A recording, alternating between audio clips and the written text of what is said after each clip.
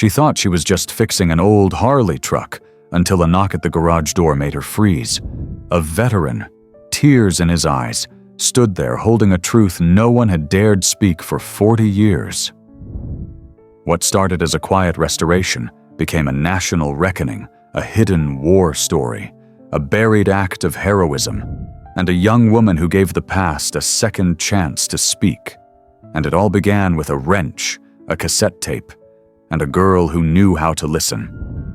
Stay with us. This true heart punch of a story will restore more than just metal. It might restore your faith in people. Before we dive in, tell us, where in the world are you watching from? If you enjoy stories like this, make sure to hit that subscribe button, because tomorrow's episode is truly mind-blowing. Let's get started. Out in the wide, open nothingness of Lone Pine, Texas, where the sun kissed the earth so hard the paint peeled off every barn door, lived a 21-year-old woman named Maya Ellington. She wasn't famous, didn't go viral, didn't care to. She just kept her head down, her sleeves rolled up, and her soul tucked into machines most folks had long stopped believing in. She wasn't born here. She came to Lone Pine after her father, an army mechanic, and the only person who ever understood the way she listened to engines passed unexpectedly. He left her the keys to a small, rust-bitten garage, and one unfinished project he never talked about, a 1975 Harley-Davidson flatbed truck, hidden beneath a weather-stained tarp and years of silence. Most people would have sold it for scrap. Maya didn't. She peeled that tarp back like it was sacred, and when she saw the chipped chrome and sagging tires, she didn't wince. She nodded like meeting an old friend for the first time. What began as a way to stay busy through grief soon became something else. Because under that forgotten truck was a truth so deep, it had waited decades to be found. And someone was about to come knocking. The mornings in Lone Pine were quiet, the kind of quiet that had weight to it. Dust settled slowly over everything, like time itself had grown tired. Maya Ellington would open the garage just after sunrise, the hinges groaning like they, too, remembered better days. For the first few days, she didn't do much, just sat with the truck, watched the way the sun hit the faded red paint, ran her fingers across the cracked leather bench seat like she was tracing someone else's memories. The Harley's dashboard was sun-bleached, wires frayed, and there was a dent in the driver's side door that looked almost intentional, like someone had punched it in grief. She didn't know why, but she couldn't bring herself to start with the engine. Not yet. Instead, she began slowly cleaning the windows, brushing years of dust off the hood, cataloging every missing part. She moved like she was unwrapping a story, not restoring a machine. On the fourth day, she found it. It was tucked behind the bench seat, beneath a false panel in the cab she'd only noticed because the screws were mismatched. Inside was a small olive-green duffel bag, the kind her father used to carry in the army. It was stiff, sun-dried, and smelled like old paper and sweat. She hesitated before unzipping it. Inside were dog tags, yellowed photographs, and a manila envelope labeled in her father's handwriting, Antu R. Delgado, Fall 1983, classified Do Not Discard. Maya froze. The name meant nothing to her but the way her father's handwriting shook slightly on the label. That meant something. She opened the envelope carefully. Inside were military dispatch reports, a few faded letters, and at the very bottom, a photograph. Two men standing beside the Harley truck in its prime, one of them her father smiling.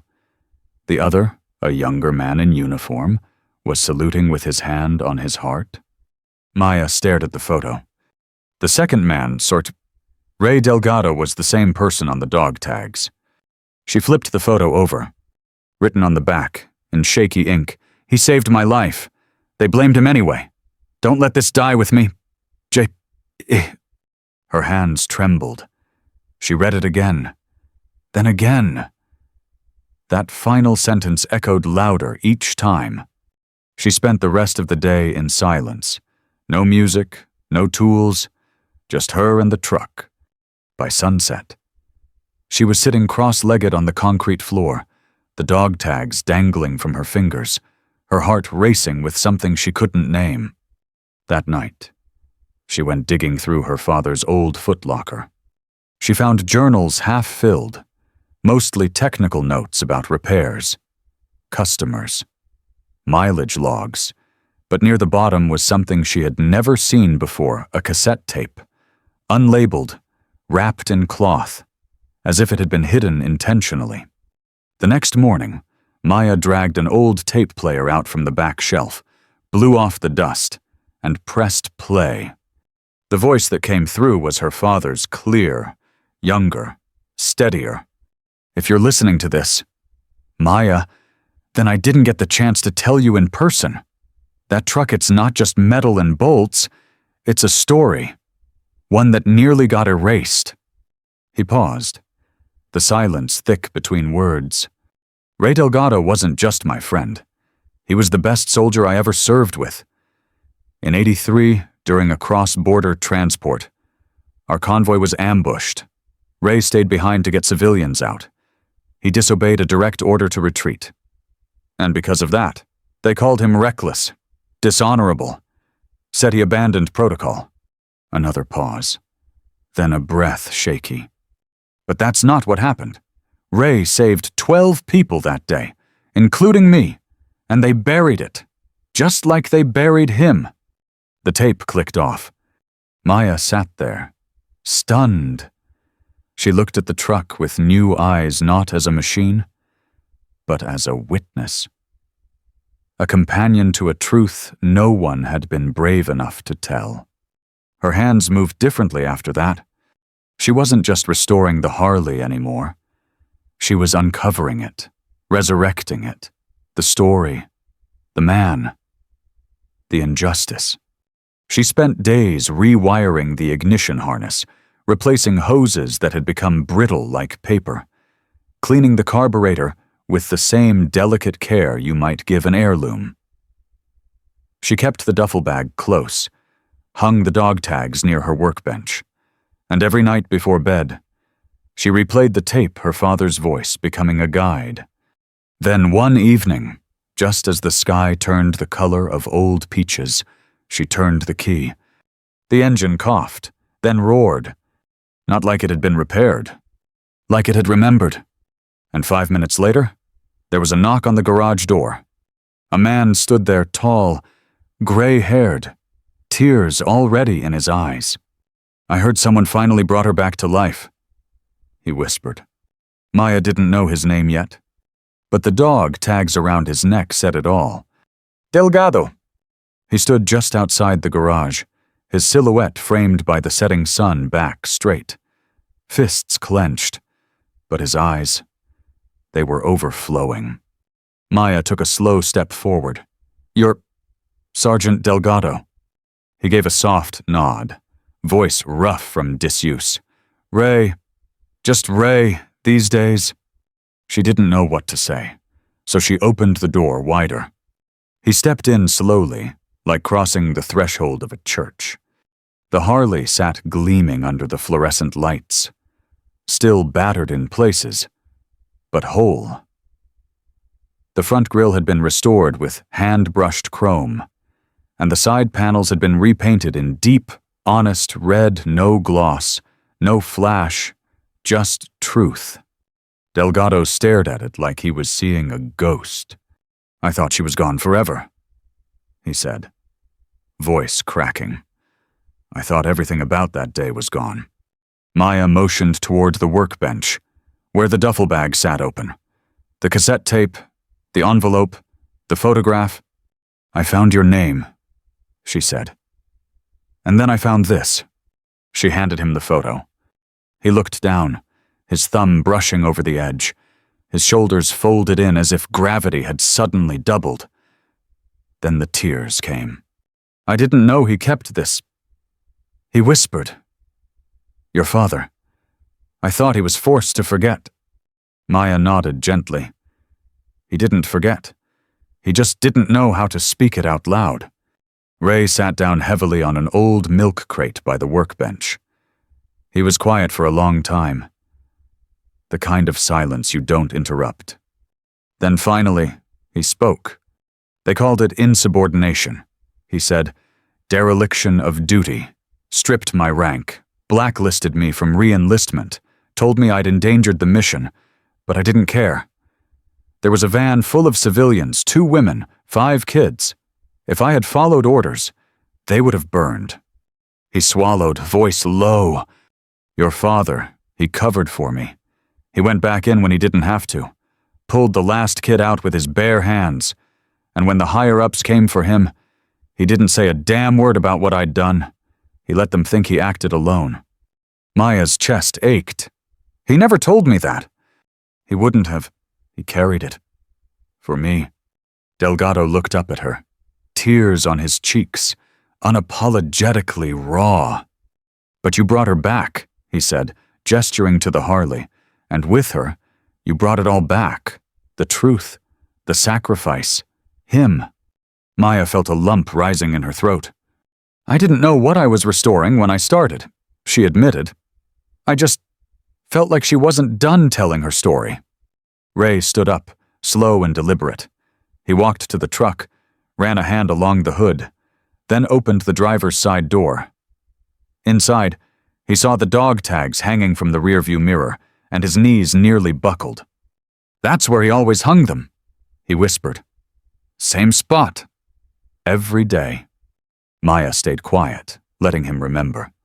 Then, from the pocket of his jacket, Ray pulled something out. A box, worn leather, military issue. He opened it and held it out.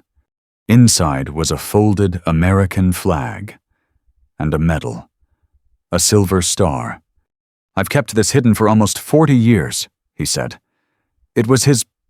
They gave it to me in secret after the inquiry, said I could accept it on his behalf, but only if I stayed silent. I didn't deserve it. He did. But I didn't know who to give it to." He pressed it into Maya's hands. "But now I do." She looked down at the medal, then at him. "I'm not sure I'm the right person." "You're the only person," Ray interrupted. "You didn't just fix a truck. You uncovered the soul buried inside it." They stood in silence for a moment. Just 2 people connected by loss, legacy, and the low, stubborn hum of truth that refused to die. Ray eventually turned to leave, but paused in the doorway. "You should come with me," he said. "There's something else I want you to see." "Where?" "The VFW hall. Some old ghosts have been waiting a long time to speak." Maya glanced back at the Harley, its engine still warm from its first resurrection. She nodded. "I'll follow you." As they pulled out of the garage, Maya in her father's old pickup, Ray driving the restored Harley under the falling Texas stars, she didn't know exactly where this road would lead. But she knew one thing for sure. The story wasn't over. It had only just begun. The Veterans of Foreign Wars Hall in Lone Pine looked like any other aging building stucco flaking off the sides. A flagpole tilted slightly from wind, and a neon sign that hadn't worked in years. But when Maya stepped inside, it felt like the air itself was holding its breath. Inside, time moved slower. Old photographs lined the wood-paneled walls, faces in sepia, men and women in uniform, silent witnesses to lives most people only read about in textbooks. Ray Delgado led her past the main room into a back hall, where a handful of veterans sat at a long folding table drinking weak coffee and trading stories in low voices. They all looked up as Maya entered. "This is her," Ray said. "This is the one who brought the Harley back." There was a beat of silence. Then a man with a long white beard and eyes like chipped stone stood and walked over. "You're Jack Ellington's girl?" he asked. Maya nodded. "His daughter." He exhaled slowly. then reached into his jacket and pulled out a faded photo, two young soldiers leaning against the Harley truck, laughing, covered in mud. That was taken 2 days before the ambush. He said, "Your dad, he was always the quiet one, but when things got bad, he was the first one in." Maya blinked back sudden tears. He never talked about it. "None of us did," another man said from the table, "because the truth was too heavy to carry alone, and no one on the outside wanted to hear it." "But we did," Ray said. "We just didn't know how to say it." He placed his hands on the table. "And now we have a chance to make it right." They laid out old service reports, hand-drawn maps, letters never sent. One man pulled out a journal Maya's father had written in something he'd given to a fellow soldier after the war. Too painful to keep. Maya opened it, her fingers trembling.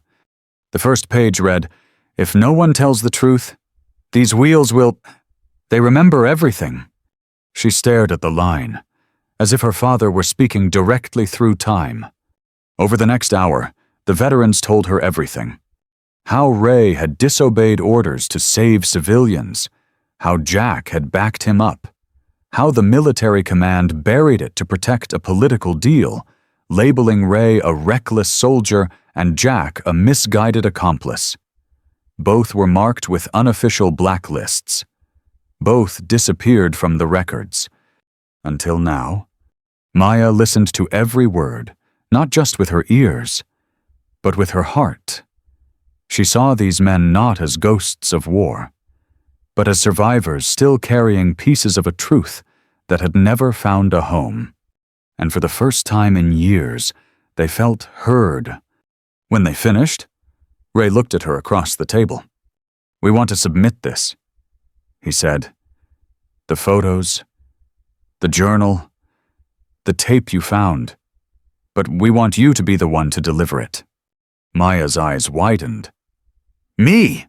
"You're the reason any of this is coming to light," Ray said, "and maybe the only person they'll actually listen to." She hesitated. "I'm not a lawyer or a reporter. I'm just a mechanic," the bearded man interrupted. "A damn good one.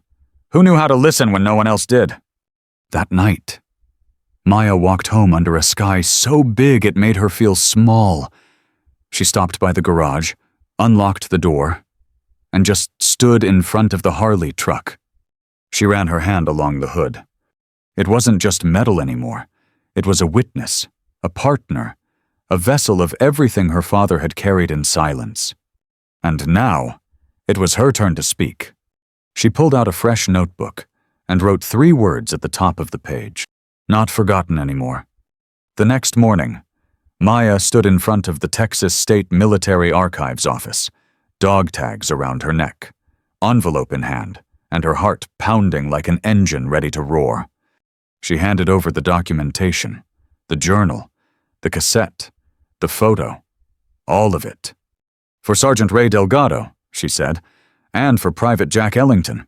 The truth never dies. It just waits to be restored." And this time, no one would silence it. It started with a single article. A local journalist from San Angelo had been covering the Veterans Hall meeting that night. He overheard Maya's name, caught sight of the restored Harley parked out front, and asked a few quiet questions. Maya gave him the same answer she'd given the archive office. "I'm just a mechanic. The truck told the story, I just listened." She thought that would be the end of it. It wasn't. The article was published the next morning, The Mechanic Who Restored a Soldier's Truth. By sundown, it had been shared thousands of times. By the end of the week, national outlets were calling. Veterans across the country reached out. Some sent emails, others mailed packages, photos, dog tags, fragments of vehicles they'd kept hidden for years. All of them had a common thread. We were silenced, too. "Can you help us tell our story?"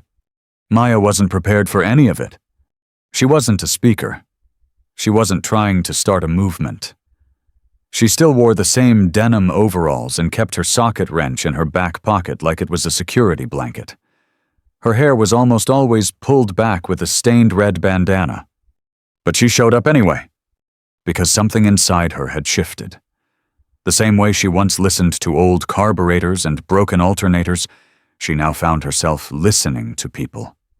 Their pauses, their grief, their silence. And the world noticed. 3 weeks after the article broke, Maya received an envelope in the mail thicker than usual. The return address was stamped from Washington. D.C. Inside was a letter from the Smithsonian Institution's American History Museum. They had read the story, heard the tape, and were officially requesting the Harley truck and related artifacts for a new exhibit titled Voices from the Machine When Metal Remembers What People Forget. Maya nearly dropped the letter. She reread it 4 times, then 5. They wanted to fly her out, not just to display the truck but to speak, to share the story with historians, curators, and students. Her first reaction was panic. Public speaking was scarier than rewiring an entire truck blindfolded. But then she remembered her father's journal. The first page. If no one tells the truth, these wheels will... And now, somehow, the wheels had led her here. Ray Delgado insisted on driving her to the airport. He even wore his old uniform jacket creased at the shoulders, metal pinned proudly to the chest. Finally, without shame. "You're making history, kid," he said, patting the steering wheel. "And your old man would have been grinning so hard, he'd crack his jaw." She chuckled softly. "He'd probably tell me to stay out of trouble and check the oil twice." Ray grinned, exactly. When Maya landed in Dibusat, she was met by a woman named Dr. Evelyn Rourke, the museum's senior curator. Polished, kind-eyed, with hands that looked like they hadn't held a wrench in decades. "You brought more than a truck. Miss Ellington," she said. "You brought back a piece of the past that people tried to forget." Walking into the exhibit space felt like stepping into a memory made tangible. The Harley truck stood under soft lights, polished and proud. Her father's journal was encased in glass. The tape played softly on a loop through headphones. Maya stood in front of a podium the next day, hands trembling. Dozens of people stared back. Some in uniform, some in suits, some holding tissues before a word had even been spoken. She took a deep breath. "I didn't plan any of this," she began. "I just started fixing a truck because my dad left it behind. But as I cleaned the rust, I uncovered something that didn't want to stay buried, the truth. About a man named Ray Delgado. About a decision no one wanted to talk about. About the silence that good men carry when the world turns away." Her voice wavered, but she didn't stop. "I didn't fix that truck to get here. I fixed it because it felt like it needed me. And maybe I needed it, too." When she finished, the room stood. No one said a word for a long time, just clapping, slow, building, until it filled the hall like thunder. Back in Lone Pine, a small banner appeared on the side of the garage. Ellington & Co., Restoration and Redemption. Underneath, in hand-painted letters, "Sometimes machines speak louder than people. We're here to listen." And people came, not for oil changes or tire rotations, but for help uncovering the things they'd buried long ago. By the time spring rolled into Lone Pine, Maya Ellington's garage wasn't just a garage anymore. It had become something else, a sanctuary. The parking lot out front used to be full of rusted sedans and tractors that barely clung to life. Now it held stories, veterans, widows, grandchildren with dusty toolboxes in the back of their pickups. Some came for repairs. Sure, but most came with something different. A box of memories, a cassette, a photo, a silence they didn't know how to put into words. And Maya listened to them all. She'd built a bench outside the bay door, an old church pew someone dropped off anonymously with a note that read, "For the ones still waiting to be heard." She sanded it down, painted it navy blue, and bolted it into the cement. That's where people sat, not to talk at first, just to be near the place where a truth had once rumbled back to life. Maya had changed too.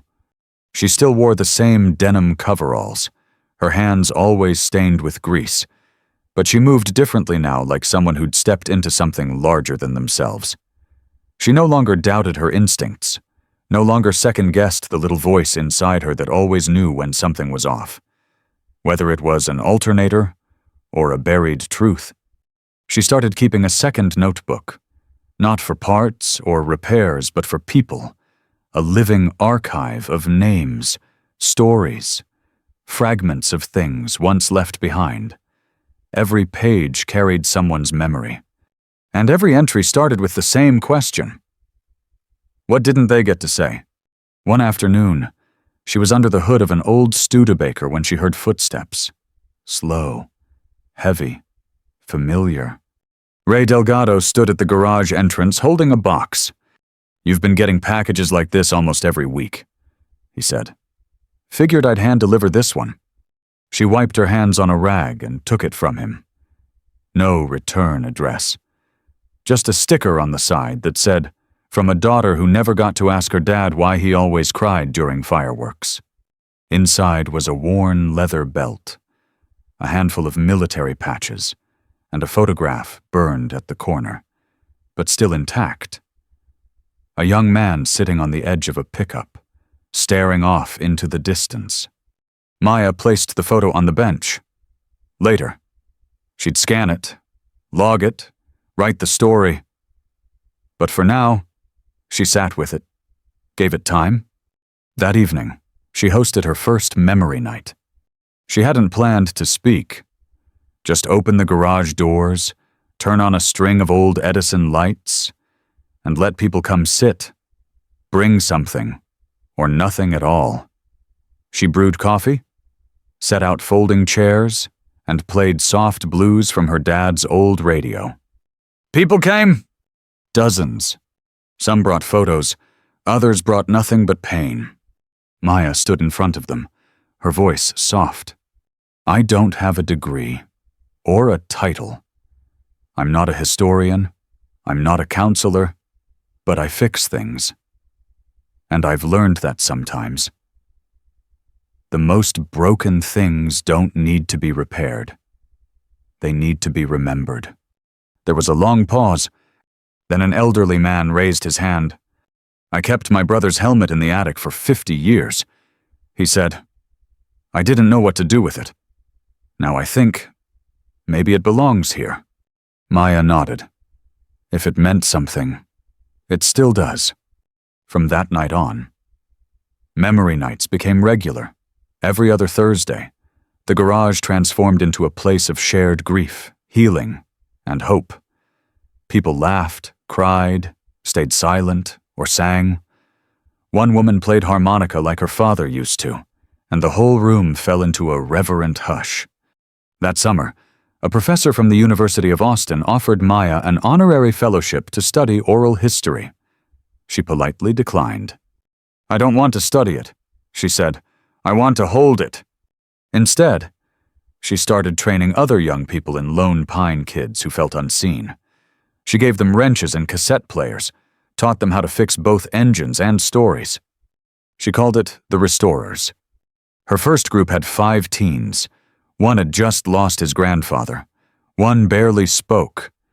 But when they rebuilt a 1949 Indian motorcycle together, they didn't just fix the engine. They found their voices. And that was Maya's greatest discovery yet. Sometimes, the most powerful tool isn't a wrench, it's permission. Permission to listen, to question, to remember. And when you give that to someone, they stop asking for a place in the world and start making one. A year passed. Lone Pine didn't change much, not on the surface. The gas station still had a broken O in its sign. The diner still served the same over-salted chili. The town square still held its breath during the national anthem every Sunday. But the garage at the edge of Route 6, that place was different now. You could feel it the moment you stepped inside. There were no flashy signs, no front desk, Just the sound of stories humming between socket wrenches and steel frames. People still brought broken engines, but most of them brought something heavier. A badge, a dog tag, a silence they hadn't dared break until now. Maya Ellington. Now 22 stood in the center of it all, same denim coveralls, same grease-smudged hands, but her heart had grown in a way no one could quite measure. Every corner of the garage told a piece of someone else's story. A purple heart mounted next to a rebuilt generator, a photo of a smiling woman in uniform, framed with old spark plugs, a rusted license plate inscribed with a Sharpie. He made it home, his bike didn't. You gave it life again. Maya never sought attention. She still turned down interviews, politely ignored the press, and spent more time under hoods than behind podiums. But the world had started whispering her name anyway. Not because she was loud, but because she listened. And that kind of silence was contagious. One morning, just before the sun had fully risen, Maya received a letter slipped under the garage door. No return address. No postage. Just one line on the outside, "You fixed his truck. Now can you fix this?" Inside was a folded photograph of a woman in uniform, standing tall next to a 1981 Electra Glide police motorcycle. The ink was faded, but her name was still visible. Officer Elena R. Hale, and attached was a note. She died in the line of duty. They called it an accident. But she was chasing something, and someone didn't want her to get there. Her bike's still in impound. No one's touched it since. Maya stared at the photo for a long time. Then she walked out back past the workbench, past the prayer wall, and stood beside the restored Harley truck that started it all. She rested her palm on the hood. "You were the first," she whispered. Then, to no one in particular, but not the last. By the end of the week, she'd submitted a request to retrieve Officer Hale's motorcycle. She filed paperwork, called the precinct, even offered to pay the impound fees from her own savings. But word had already traveled when the department found out it was Maya Ellington asking. They waived the fees. They delivered the bike themselves. The patrol unit arrived in a flatbed, wrapped in silence and rust. It was dented, stained with old grief, and still wore the scars of a pursuit that had never been finished. Maya didn't flinch. She walked up to it like it had a heartbeat, laid a hand on the dented tank and whispered, "All right, let's find out what you still remember." That night, Maya opened a new notebook. She titled it, Case Lorfer 2, Officer Elena Hale. Truth. Pending. She didn't have all the answers, but she had a process. Start with the silence. Listen harder. Let the engine speak. She had learned that truth doesn't expire. It rusts. It waits. It hides in the bolts, the dust, the things no one thought to question. And sometimes, it just needs someone stubborn enough to believe it's still in there. That evening, as the stars emerged over Lone Pine, Maya stood alone in the garage. She closed her eyes and let the quiet settle. Then, softly, she whispered the words she always did before a restoration. "I'm listening," because that's who she was now. Not just a mechanic, not just a restorer, but a translator of silence.